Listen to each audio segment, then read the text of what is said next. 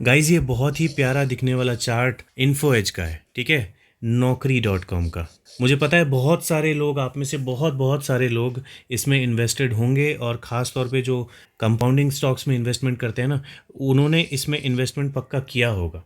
और अगर आपने कहीं रिसेंट में इन्वेस्टमेंट कर लिया होगा तो आप इसमें बहुत अच्छे खासे लॉस में होंगे, मेरी तरह। तो चलिए, आज इसमें क्या हुआ। आज इसमें हुआ ये कि बहुत बहुत दिनों के बाद इसने थोड़ा सा प्रॉफिट दिखाया। कितना प्रॉफिट? 2.59%। ठीक है, तो बहुत अच्छी बात है। इसका रीज़न यही हो सकता है कि इसने अपना जो पिछला बेस था उसको टच करके रिवर्सल दिया है, तो इसके लिए लोग इसमें एवरेजिंग कर रहे होंगे।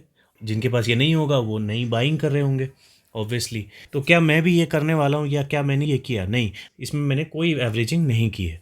तो मैं एवरेजिंग कहाँ करने वाला हूँ? देखिए, मुझे लगता है कि अगर मुझे ये 2820 के नीचे अगर मिल जाए ना, तो मैं इसमें कंफर्टेबल रहूँगा। मार्केट में जितना प्रेशर है, plus Naukri.com, I am sorry, मतलब इन्फो एज ने जिन जिन स्टॉक्स में इन्वेस्टमेंट कर रखा है ना, वो सारे कंपनीज़ अभी बहुत ज़्यादा पिट चुके हैं। और ऑलरेडी अभी, मतलब अभी के टाइम में भी लगता है जैसे उसमें बहुत ज़्यादा प्रेशर बाकी है।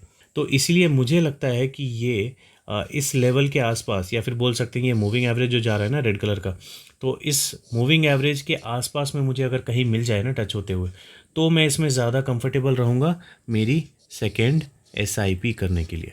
और अगर वहाँ से भी वो नीचे जाता है तो इसके नीचे 1850 के आसपास में मैं इसमें थर्ड एसआईपी कर पाऊँगा। ठीक है, 1850 के नीचे में मैं इसमें एग्ज़िट कर लूँगा। मतलब एग्ज़िट मीन्स मैं इसको देखना बंद कर दूँगा, एग्ज़िट नहीं कर दूँगा, बेचूँगा नहीं। मैं 1850 के नीचे इसे देखना बंद कर दूँगा। तो इस लेवल के नीचे ये नहीं जाना चाहिए। 1850 के नीचे मेरे हिसाब से तो नहीं जाना चाहिए। ये बात पक्की है कि मेरी जो अगली बाइंग होगी वो 2820 के आसपास ही होगी। अब इसके फंडामेंटल्स भी देखने का मन है क्या आपको? मुझे लगता है आप लोग को पता ही होगा, फिर भी चेक कर लेते हैं। ये कंसोलिडेटेड नेट प्रॉफिट देखेंगे तो आप डर जाएंगे। ठीक है, ये देखिए, ये यहाँ पे पता नहीं क्या हो गया, इसको 12,760 करोड़ का प्रॉफिट दिखाया, फिर सडनली इतना बड़ा नुकसान। तो ये नुकसान मेरे को लगता है उसी की वजह से, जो इन्होंने इन्वेस्टमेंट वगैरह कर रखे हैं ना बहुत सारी कंपनीज़ में, छोटी कंपनीज़ में, उसकी वजह से शायद ये नुकसान है। बाकी अगर आपको कुछ अलग मालूम है तो मुझे बता देना कमेंट सेक्शन में। अभी जिन लोगों को पता नहीं है कि इसके इन्वेस्टमेंट किस किस में है, तो यहाँ देख लो, जोमेटो 15% बहुत बुरा पिटा हुआ है। ठीक है, पॉलिसी बाज़ार पिटा हुआ है, 19% इसमें भी है। प्रिंटो डॉक्यूमेंट सर्विसेज समथिंग कुछ है, ये इसमें 26% का स्टेक है इनका। हैप्पीली अनमैरिड, तो ये 30% का स्टेक है इनका। तो ऐसे करके इन्होंने बहुत सारी छोटी मोटी कंपनीज़ में इन्वेस्टमेंट करके रखा हुआ है, इसलिए ये इतना ज़्यादा पिटते हुए दिख रहे हैं। तो जब वो कंपनीज़ ऊपर जाएंगी तो ये भी उनके साथ साथ बहुत हैविली ऊपर जाएंगी। मार्केट कैप देखो, बहुत अच्छा खासा, लगभग 50,000 करोड़ का इनका मार्केट कैप है, बहुत बड़ी कंपनी है। आरओसी अच्छा है, आरओई अच्छा है, डेट इनके ऊपर नहीं है। प्रमोटर्स होल्डिंग 38% है, गिरवी कुछ नहीं रखा है, फेस वैल्यू 10 की है, ये स्प्लिट हो सकता है। जो इनका प्राइस है, डिविडेंड भी ये कंपनी देती रहती है, फ्री कैश फ्लो भी इनके पास रखा हुआ है। ठीक है, तो ये कंपनी खुद कुछ इनोवेशन नहीं कर रही है, लेकिन जो कंपनीज इनोवेशन कर रही हैं उनके ऊपर इन्वेस्टमेंट ये कर रही है। तो जब वो सारी कंपनीज बढ़ेंगी तो आपका पैसा भी बढ़ेगा। ईपीएस देखोगे तो कुछ समझ में नहीं आएगा, 67 का इसका ईपीएस है, और वहीं पे ये अभी चल रहा है लगभग 61 के आसपास।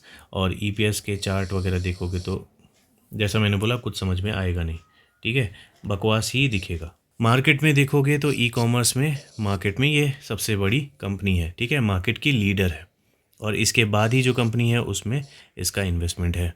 ओपीएम चेक करोगे तो 24, 28, 26, फिर गिरता रहा, फिर उठा, फिर गिरा, फिर उठा, अभी पॉजिटिव में चल रहा है, तो हो सकता है बाद में फिर गिर जाए।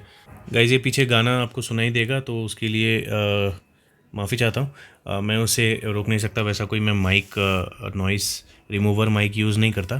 तो गाना एंजॉय करो, है ना? अगर सुनाई दे रहा है तो, नहीं सुनाई दे रहा है तो कोई बात नहीं। चलो, प्रॉफिट ग्रोथ देखा जाए तो प्रॉफिट ग्रोथ लॉन्ग रन में अच्छा है, बहुत अच्छा है। हमने चार्ट में भी देखा कि कंटिन्यूअस ये ऊपर ही जा रहा है। स्टॉक सीएजीआर भी देखेंगे तो काफ़ी अच्छा है। बैलेंस शीट चेक करेंगे तो रिजर्व्स इनके बढ़ रहे हैं, यहाँ पे बहुत हैविली कम हुआ। ठीक है, तो यहाँ पे हैविली बढ़ा भी और यहाँ पे कम भी हो गया।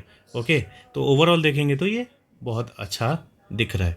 रीसेंट के हिसाब से देखेंगे तो नीचे गया है। और इसकी बोरोविंग्स चेक करेंगे तो बोरोविंग्स इन्होंने ना के बराबर रखी हुई है, तो 136 करोड़ कुछ खास होता नहीं है 50,000 करोड़ की कंपनी के लिए, लेकिन फिर भी बढ़ा है तो बढ़ा है। और फिक्स्ड एसेट चेक करेंगे तो फिक्स्ड एसेट इनके बढ़ रहे हैं, ठीक है। तो अगर लॉजिकली देखोगे तो इसे 3/3 दिया जा सकता है, लेकिन अगर नंबर्स यहाँ पे देखोगे, ठीक है, यहाँ के नंबर्स देखोगे तो 1/3 ही मिलेगा। शेयर होल्डिंग पैटर्न में चेक करेंगे, प्रमोटर्स के पास 40.48 था, जिसे इन्होंने 2% के आसपास कम किया, लेकिन वो चला गया किसके पास, किसी के पास नहीं, इनके पास तो कम हो गया है ना। तो फॉरेन इन्वेस्टर के पास भी कम हो गया, लेकिन वो म्यूचुअल फंड वालों के पास चला गया। तो 3% के आसपास म्यूचुअल फंड के पास गया है, और गवर्नमेंट के पास पहले स्टेक नहीं था, गवर्नमेंट भी इसमें थोड़ी बहुत हिस्सेदारी बना के चल रही है। पब्लिक के पास 10% था, जो कि इन्होंने बढ़ा लिया है। तो पब्लिक ने थोड़ा बहुत ले लिया है प्रमोटर से, और थोड़ा ले लिया है म्यूचुअल फंड ने। तो वापस आ जाते हैं इसके चार्ट पे। बाइंग के लेवल्स तो मैंने आपको बता ही दिया है ना। तो बाइंग का लेवल मेरा बन रहा है यही 2800 के आसपास, मान लो ओवरऑल 2800 के आसपास मेरा इसका बाइंग लेवल है, ये मूविंग एवरेज के आसपास। तो प्राइस यहाँ पे जब आ जाएगा तो मैं इसमें एक अगला वीडियो बना दूंगा उस टाइम की सिचुएशन डिस्कस करने के लिए, ठीक है। चलिए मिलते हैं अब अगली वीडियो में।